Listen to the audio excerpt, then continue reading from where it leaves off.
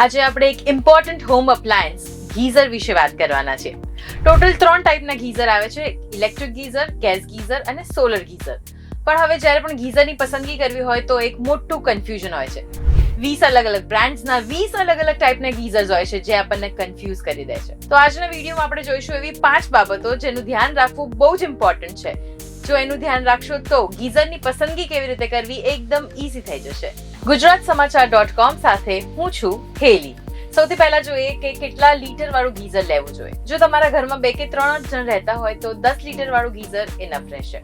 જો 5 થી વધારે લોકો હોય, 5, 6 કે 7 લોકો તમે રહેતા હો તો 15 લીટર વાળું ગીઝર લેવું જોઈએ અને 7 કરતા વધારે લોકો હોય તો 25 લીટર વાળું ગીઝર યોગ્ય રહેશે. પછી આવે છે instant electric geyser. Instant electric geysers જે હોય છે એને ચાલુ કરતાની સાથે જે 1 મિનિટમાં ગરમ પાણી આપવાનું શરૂ કરી દેતા હોય છે. આ પ્રકારના ગીઝર રસોડામાં વાસણ ધોવા માટે અથવા તો હોટેલ્સમાં એના બાથરૂમમાં યુઝ કરવામાં આવે છે. પછી આવે છે ગેસ ગીઝર. ગેસ ગીઝર પણ ઇન્સ્ટન્ટ ગીઝરનો જ એક પ્રકાર છે, ખાલી એનું કનેક્શન જે છે એ ગેસ સાથે આપણે આપવું પડતું હોય છે. પછી એક સવાલ એ પણ થતો હોય છે કે પ્લાસ્ટિક બોડી વાળું ગીઝર લેવું જોઈએ કે મેટલ બોડી વાળું. તો આના માટે સૌથી પહેલા પ્રશ્ન તમારે પોતાને જ પૂછવો પડશે, શું મારા ત્યાં ખારું પાણી આવે છે? અને જો જવાબ હા હોય તો heat resistant plastic ABS plastic body વાળું જ ગીઝર તમારે તમારા ઘરમાં લગાવવું જોઈએ. મેટલ બોડી કરતા એ વધારે સારું રહેશે જો તમારા ત્યાં ખારું પાણી આવતું હોય. તો હવે વાત કરીએ ગીઝરમાં ઉપયોગમાં લેવાતા ટેન્ક અને તેના હીટિંગ એલિમેન્ટ વિશે. જો ગીઝર ટેન્કની વાત કરીએ તો 3 પ્રકારના ગીઝર ટેન્કનો ઉપયોગ થતો હોય છે. એક છે સ્ટીલ, એક છે કોપર અને એક છે ગ્લાસ લાઇન ટેન્ક. હવે આમાંથી કયા ટેન્ક વાળા ગીઝરનો ઉપયોગ તમારે કરવો જોઈએ એ ડિપેન્ડ કરે છે તમે કયા ફ્લોર ઉપર રહો છો.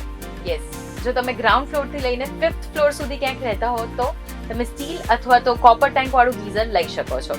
અને જો તમે ઊંચી ઇમારત વાળા બિલ્ડિંગમાં રહેતા હો તો એના માટે ગ્લાસ લાઇન ટેન્ક પરફેક્ટ રહેશે. હવે તમને એમ થતું હશે કે ટેન્કને અને હું કયા ફ્લોર ઉપર રહું છું એને શું લેવા દેવા છે, કારણ કે સ્ટીલ ટેન્ક્સ અને કોપર ટેન્ક્સ બહુ વધારે પ્રેશર નથી ઝેલી શકતા. તો પરિણામે તમારી જે ટેન્ક છે બહુ જલ્દી લીકેજ થવા માંડે છે. એટલા માટે જો તમે ઊંચી ઇમારત વાળા બિલ્ડિંગમાં રહેતા હો તો ગ્લાસ લાઇન ટેન્ક તમારા માટે સુપર પરફેક્ટ રહેશે. હવે વાત કરીએ ગીઝરની અંદર ઉપયોગમાં લેવાતા હીટિંગ એલિમેન્ટ્સ વિશે. તો 3 પ્રકારના હીટિંગ એલિમેન્ટ્સનો ઉપયોગ થાય છે ગીઝરમાં. એક છે કોપર, બીજું છે ઇન્ક્લો એસેસ અને ત્રીજું છે glass line coated heating element.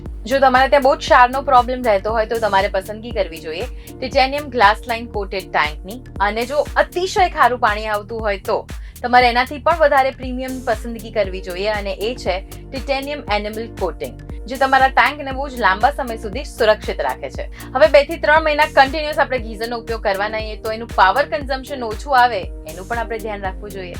તો જો વર્લ્ડ ફ્લો ટેકનોલોજી, આ ટેકનોલોજી તમારા ગીઝરમાં હશે તો તમારું પાવર કન્ઝમ્પશન એકદમ ઓછું થઈ જશે. તો જો હવે સીધી અને સરળ ભાષામાં સમજીએ કે વર્લ્ડ ફ્લો ટેકનોલોજી શું છે.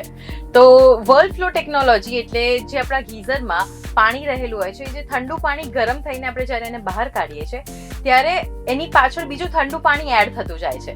અને જ્યારે ઠંડુ અને ગરમ પાણી આ બંને પાણી મિક્સ થાય છે ત્યારે આપણો પાવર કન્ઝમ્પશન વધતો હોય છે. અને બસ આ જ વસ્તુને રોકે છે વર્લ્ડ ફ્લો ટેકનોલોજી. સમજી ગયા? અને આવા જ ઇન્ટરેસ્ટિંગ અને ઇન્ફોર્મેટિવ વિડીયોઝ જોવા માટે જોડાયેલા રહો gujaratsamachar.com સાથે.